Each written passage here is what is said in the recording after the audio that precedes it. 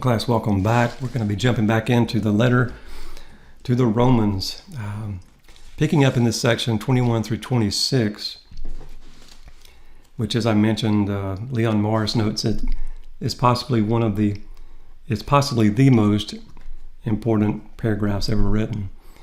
And I hate to break it up in a way, but at the same time, it's helpful to have shorter videos and kind of tackle this in chunks. What have we covered so far? Let's take a look at 21 and before we go forward. But now, apart from the law, the righteousness of God has been manifested. God's saving and judging righteousness has been revealed in this point in salvation history, inaugurated by the death and resurrection of Jesus Christ. Salvation history being God's working in history to redeem creation. You have creation, fall, and then this period of redemption, ultimately consummation when Christ returns. But within that period of redemption, you have the cross of Christ. And this is the period where God's righteous, saving righteousness and his judging righteousness has been manifested, attested to by the prophets, by the law and the prophets. They prophesied this way of salvation always. A righteousness of God through faith in Jesus Christ. Fundamentally, you see the issue is, I think, and many scholars agree, that it's between works righteousness versus this righteousness obtained only by faith in Jesus Christ, the Messiah, to all who believe. And we must appreciate the radical sense, the radical effect this would have on the ears, certainly of Jews, that to all those who believe. For there is no distinction. For all have sinned and fall short of the glory of God. The law, no one can keep the law perfectly. If they could, they would be justified, but no one can keep the law perfectly. Being justified freely by his grace, it is a free gift, certainly at great cost to God. By his grace, it's through the redemption, the ultimate redemption in Jesus Christ. In 25 and 26, Paul addresses this question of how does the mercy shown by God here compromise his justice? And Paul says, at the cross in Christ, we see both the saving righteousness and judging righteousness of God. God's mercy and justice meet at the cross. His saving righteousness is seen, his mercy, in that believers are vindicated in the death and the resurrection of the Messiah. And his judging righteousness is seen in that Jesus takes God's wrath upon himself. The penalty of the law is paid, is placed upon Jesus. He is both the just, the one who judges sin, Jesus taking God's wrath upon himself, but he's also the justifier in that he provides the means of justification, that he may declare believers to have a right standing with him. And that's what justification means, to be declared righteous before a holy God. Well, let's break up with verse 25 and read together. Han praetheta hatheas elasterion dia tes pisteos ento autou Haimati, eis en dexen, tes dikaiasunes autou. Diatein parisen, ton prageganaton, hanmate maton. We see at the beginning here a relative pronoun. You see the rough breathing mark and the accent. Whom. And then we have our verb, and we see our subject right here. You can see the nominative. So we tackle our verb. And this is pratithemi. And remember I said if you see that theta eta sigma, or excuse me, that theta epsilon in here on a Sunday afternoon. That's going to get my brain going here.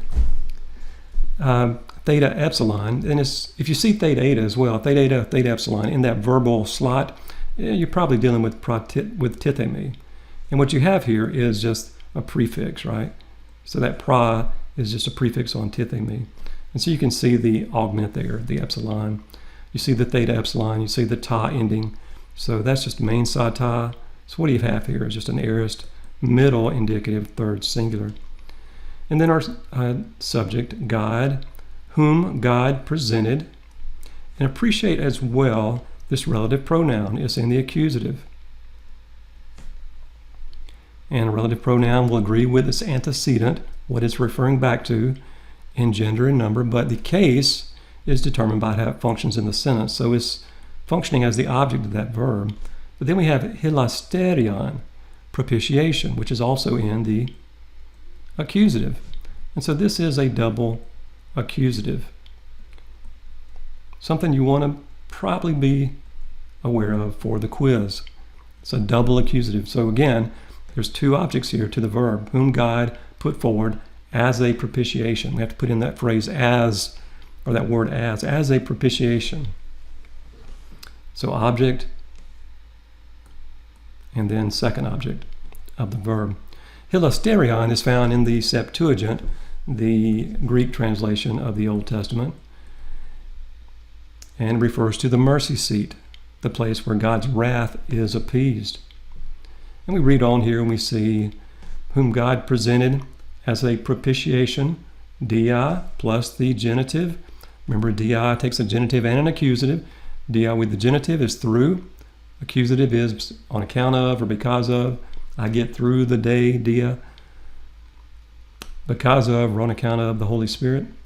So through faith, again, the brackets here, as you probably come to recognize, is just showing that this is not in some of the major manuscripts, and there's some debate as to whether it's original.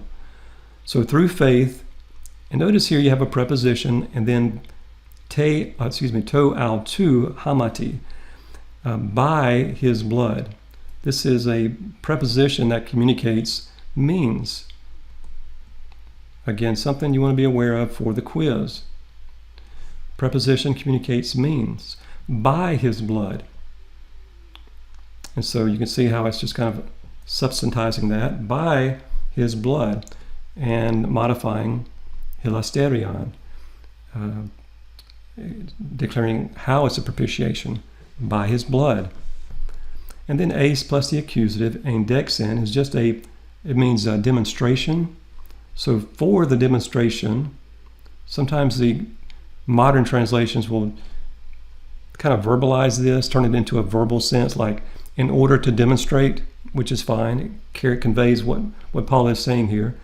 For the demonstration of his righteousness, dikaiasunes autou. Dia, then we have what? You see the accusative article there. And so not through, but on account of, or because of. Because of paresin. Now this noun here means passing over. Because of the passing over. And then you have a structure here, a construction that, I want you to just appreciate the translation first. Let me say it. Because of the passing over of formerly committed sins. So what you have here is obviously your article, tone, genitive, neuter, plural. Sins, genitive, neuter, plural, that's my noun. And then this participle here. And how do you think it's functioning? Well, you can see that it's in that adjectival, that adjective slot. It would be like saying the good word or something like that. And this is just functioning in that adjectival slot. But it's a participle, so it's an attributive participle. So it's attributing, modifying something, modifying the noun, attributing something about the noun. So we have because of the passing over of the, this is from pra genomai. And Mason probably has gegona as the irregular perfect. Probably was in there. Usually you'll learn that in most grammars. So gegona is the irregular perfect of genomai. So you can see here again, you've got just a prefix. So we take that pra for a second and you see genomai. And the perfect of that is gegona. It's just irregular, you have to memorize it. But so you have pra out here, pra gegona. And this is a perfect. And on the ending here, you see a participle ending, agreeing with the noun in gender, case, and number. So what do you have here? We have a perfect active participle, a genitive neuter plural. Because of the passing over of the formerly committed sins, or you could say because of the sins committed beforehand, something like that. Let's press on and take a look at verse 26, and then we'll make some comments here. And in fact, let's just do the first clause here first. Ente anoche tu theu. In the restraint of God, right, or by the restraint of God. This just means restraint. And then we have this genitive here, probably a genitive of possession. Like whose restraint is it? That belongs to God. God's restraint. Genitive of possession. And what I want you to appreciate before we move on is how this sounds all together. And so we'd say God, whom God put forward or presented as a propitiation through faith by his blood for the demonstration of his righteousness because of the passing over of formerly committed sins in God's restraint. And you can see how that connects back to this passing over of sins, because in a lot of English translations will say something like, because in God's restraint he passed over the sins formerly committed. You get that? You get that sense there? So you kind of have to unpack it a little bit. Because in God's restraint he passed over sins formerly committed. So he passed over sins formerly committed, but he was always looking forward to the cross. They weren't just overlooked, they were paid for in full. When Jesus Christ took the wrath of God upon himself. Let's press on and read this together, the rest of it. Prostain endexen. Tes dikaiasunes autou. And you'll see that a lot. Dikaiasunes autou. Ento nun kairo. Eis ta enai autan. Dikaion. Kai dikaiunta. Tan ek pisteos Jesu. I should have got that a little smaller. Getting all on the screen here together. There we go. So we are up to this point here. So we'll pick up our translation there. Pros, ton, endexen. And I have pros plus the accusative. And Paul's reiterating here. So he says, for the demonstration of his righteousness. Tes dikaiasunes autou. Again, my third person pronoun there, nothing new. And dikaiasunes is my noun in the genitive. For the demonstration of his righteousness in, plus the dative, to nun kairo. In the now time, in the present time. At this point in redemptive history, God has revealed his saving and judging righteousness. And then Paul unpacks this further. Why? Eis ta enai autan. Eis ta enai autan. What do we see here? You have eis, it's a preposition. Ta enai autan. Remember, infinitives will always end in ein or I. So you have enai here. This is from me. Get my screen here where I can write on it. This is a present active infinitive from me. And this would be my subject, right? It's in the accusative. Infinitives take their subject in the accusative. And this construction, again, is kind of idiomatic, but we would translate it in order that he may be. So you see the being verb there, and it has the article. It's an articular infinitive with a preposition. So you have the construction there, and then your subject is in the accusative. So we've looked at infinitives, talked about them, and I want to appreciate that construction, but we'll look at them more this semester as we get to them in our textbook. But you've seen this construction probably in your elementary Greek. But it's an articular infinitive, and it has a preposition. It's idiomatic in the sense that you can't just translate it literally. You have to appreciate the construction. And we say, in order that he may be dikaion, righteous, or we should say just, and dikaiunta, the justifier. We could say the righteous and the one who declares righteous. The just and justifier, and the one who justifies. This is a noun, but this is a participle. And of course, you see the noun, you see the dikaiao there. We've seen that before. And you see the accusative masculine singular ending, anta. And it's just hit up against the omicron here, and you have contraction. So that's why you have unta instead of anta. So just omicron is it together, contracted to u. And you have let's see here, you have a accusative masculine singular present active participle. And how's it functioning? Is it substantival? Is it attributive? Adverbial? Could be adverbial, there's no article. But in this context, it seems to be functioning by itself, functioning as a noun. So it's substantival. In order that he may be right, the just, in order that he may be just and justifier, I should say. In order that he may be just and the one who justifies. Tan, in this article, is just substantizing this prepositional phrase, the ek pisteos Jesu. Ek, my preposition, from, and then takes the genitive, faith of Jesus. And again, that genitive would be an objective genitive, receiving that verbal idea here. And so it would say faith in Jesus, the from faith in Jesus person. And so we would say, in order that he may be just and justifier of the one who has faith in Jesus. In order that he may be the just, in order that he may be just and justifier, in order that he may punish sin, the penalty reflected by the law,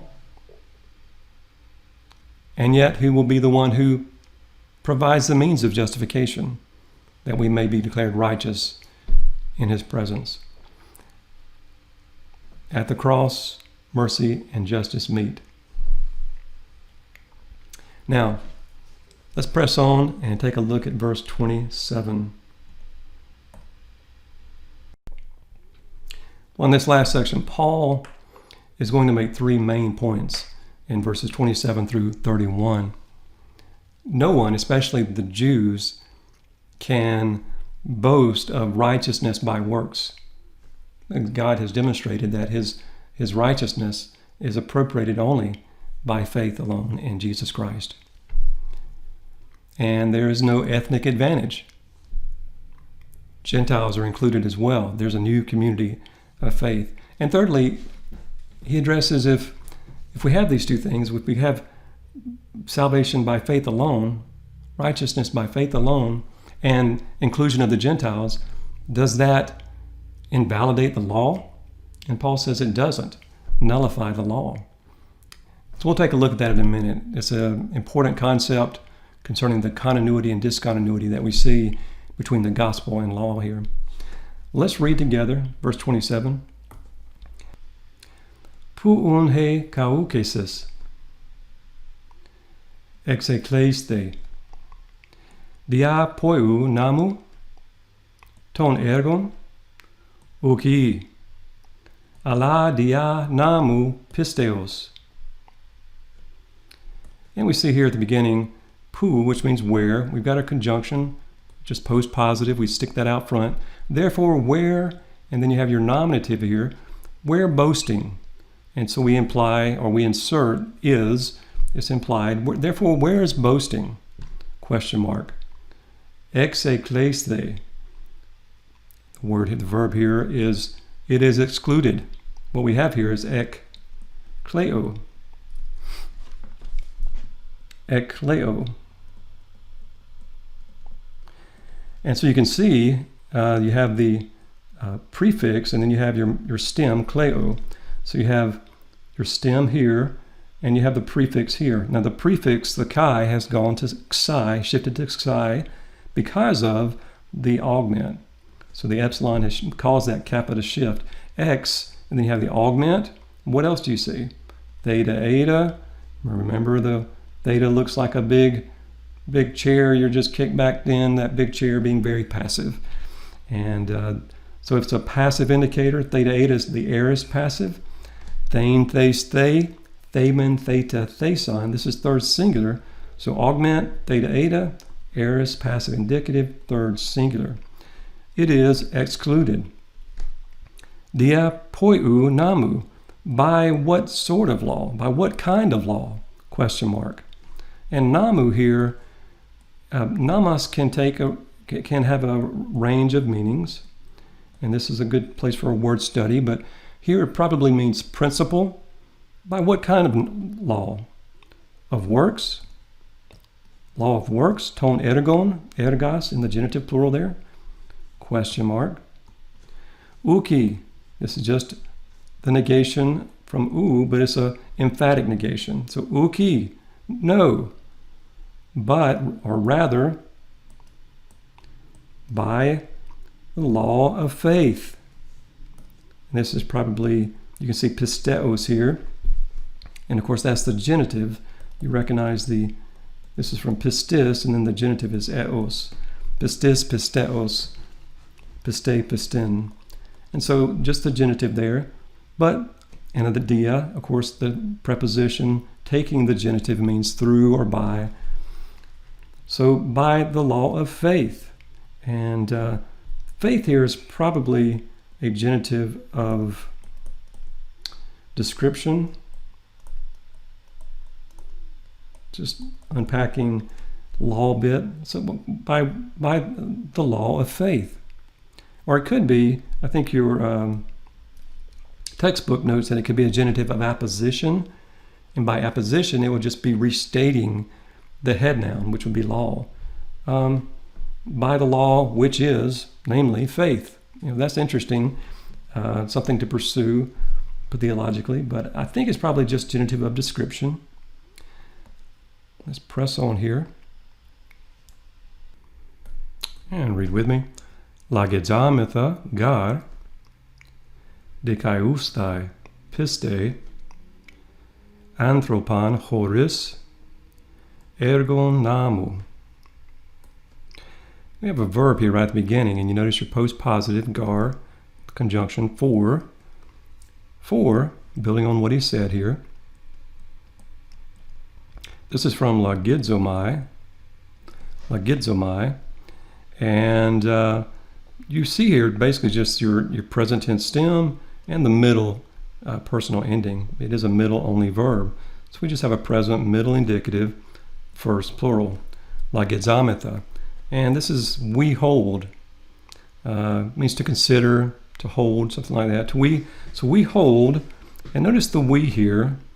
You want to appreciate the we is probably epistolary, an epistolary we.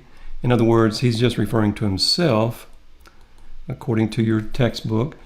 And it's helpful to think about the various we's you come across as you're reading your New Testament. You can see we's, a we used in two other ways where the writer is including himself with other co-writers, we, and then a third way would be to say we, referring to himself and the readers. But here it seems to be just referring to himself. For we hold dikai ustai from dikaiao,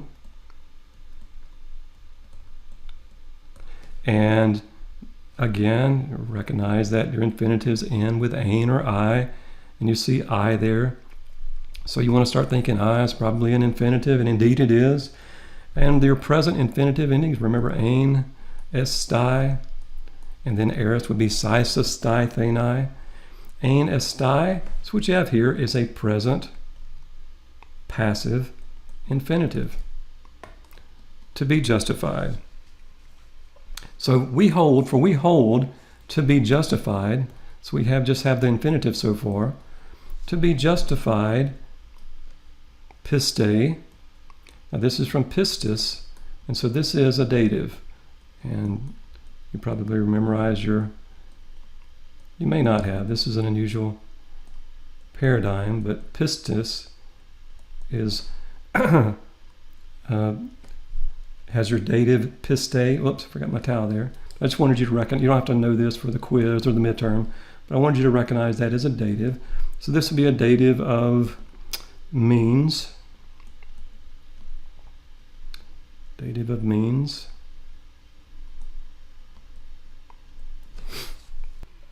And so we're just reading very literally, left to right here. For we hold to be justified by faith.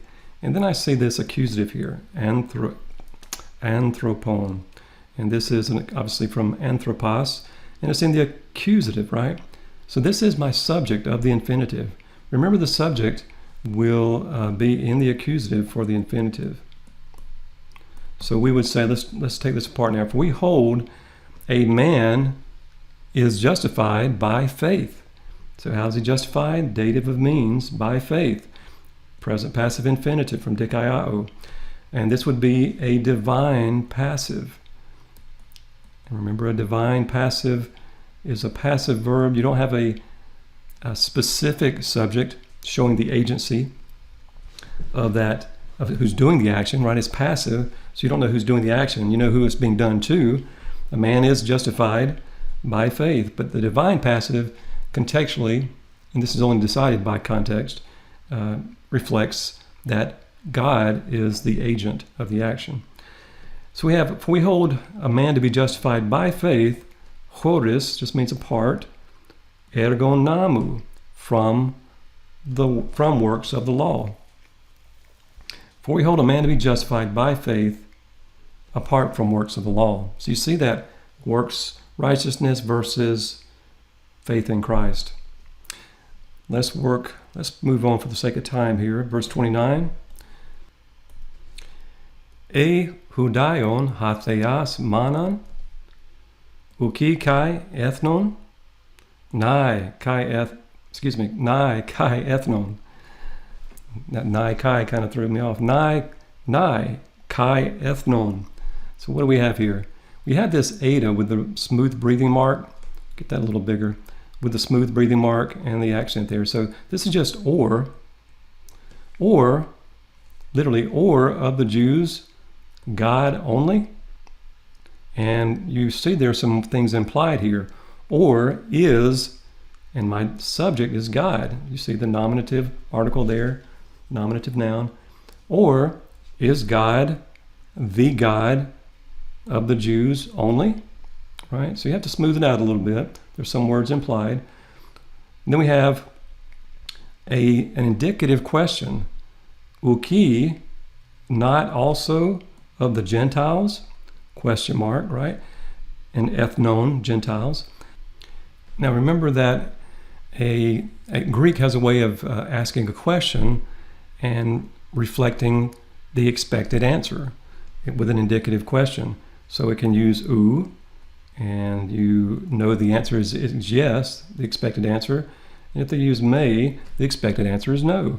And uki is just an emphatic negation, like u, just more emphatic. So the question here is he not also the God of the Gentiles, right? And the implied answer is yes. So far we have, is God the God of the Jews only? Is he not also the God of the Gentiles? Well, yes, is the expected answer. And then he states it explicitly, yes, also of the Gentiles. Nai is just a particle that means yes.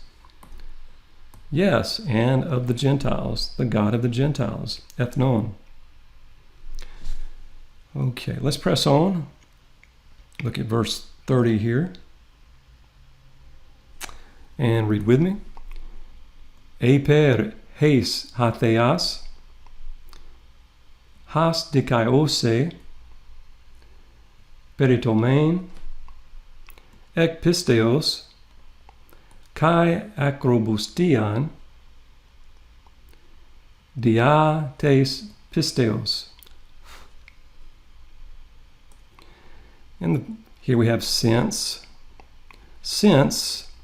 and we have haste. Now note the difference with ace and haste. It's got the rough breathing there, right? So this is one, not the preposition in or into. And then I have my nominative.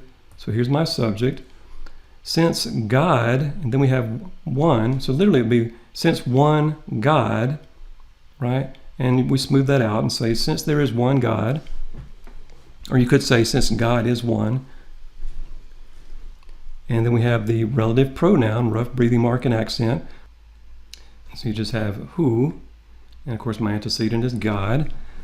So since there's one God, who, dikaiose, and you see this is from dikaiao. You recognize the lexical form there, dikaiao. And you see a couple of things. Of course, the sigma is the main thing I hope you're picking up on. Sigma, my future tense suffix. This is just a future active indicative, third singular, and the omicron has gone to omega because it is a contract vowel, and if you drop in a tense formative, tense suffix, whatever you want to call it, then that contract vowel will lengthen usually. And it means to justify. Since God is one who justifies, or who will justify, we want to get the future sense in there, who will justify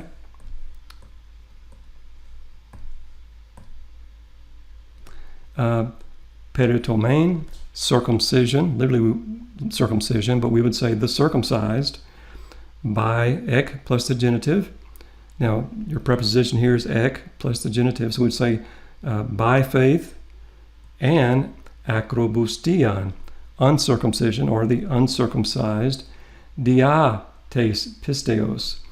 And this is dia plus the genitive. Now here, there's some question. It's like you got ek plus the genitive and you got dia plus the genitive. Is there a difference? Is Paul trying to tell us something by using different prepositions here?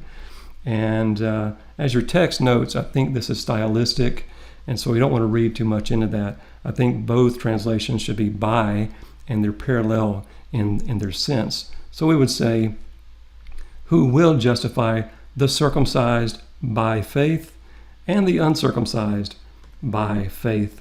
So stylistic, but I don't think there's a difference in translation. 3:30, let's see here. Let's press on and wrap this up. I think we've gone a little long, and I want you to have time to study this week. Well, let's read our last verse of Greek 3 translation work together. Naman un katargumen dia tes pisteos me genoita ala naman histanomen. And we have here our our conjunction, therefore, and then I say naman. This is namas, but it's in the accusative, so I'm thinking, okay, direct object. So holding on to that, I see my verb here. This is from katargeo. And you notice the present tense stem. You see the amen ending. It's just a present active indicative first plural. And that epsilon, remember epsilon, omicron, and alpha are your contract vowels. So you have an epsilon contract vowel, and you see amen, and that epsilon and omicron contract, and you end up with umen. So no big deal there. You recognize the first plural personal ending. Therefore, do we nullify the law? And then he says, dia tes pisteos, dia plus the genitive. You see the genitive article there. Even if you didn't recognize pisteos, right, you would recognize the tes, the genitive article. So do we nullify the law by faith? Question mark. And we have me genoita. And this is from genomai, and you don't see this too often, but this is an optative, and so it's just an aorist middle optative. Let me break those up a little bit. Aorist middle optative, and it's a third, singular. And the translation would be absolutely not, right? The negation there. Certainly not. And then we have, of course, this is a mood we don't see very often. So just recognize genoita, and you'll be well on your way to covering the optative mood.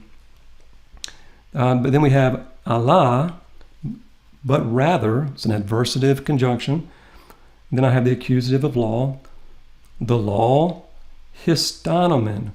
Now when you see stay or sta, you're probably dealing with, if you see that in that verbal stem, let me get over here, forget my pictures over there. So if you see stay or sta in the verbal slot, you're probably dealing with histemi. And it's got that rough breathing mark. Remember that the me verbs often have that iota reduplication, like didomi, right? And you have that here, but the sigma has dropped out and it's replaced with the rough breathing mark. So you just have histemi. What you have here is just the present, active, indicative, first person plural. And you see that first person plural ending. But rather, we uphold the law. Histanomen, we uphold the law. And again, this is from histemi. So what does he mean? Do we nullify the law by faith? Certainly not, but rather we uphold the law. Well, there's two things that we can say, but rather we uphold the law. Well, the law affirms that human obedience will not save, number one. And number two, Paul is affirming the abiding moral norms of the law as well. And he's likely anticipating the charge of antinomianism. And antinomianism comes from anti-nomos, Greek words here, against the law. And so the argument would be that Paul's going around telling people that the law doesn't matter. He's nullifying the law and the moral constraints that it brings. And people can live however they want to live. And so Paul's anticipating that argument, and he'll develop it more in chapter 6 of the letter. Well, I want to stop here with the video to try to keep it as brief as possible, just because it is week 13. Next week, you've got your final exam, and I want to give you time to review beginning this week. In the next video, I think it's the next video, we'll look at reviewing for the final exam and just kind of help you, give you some things to focus in on as you study. So we'll stop here and pick up in the next video with that.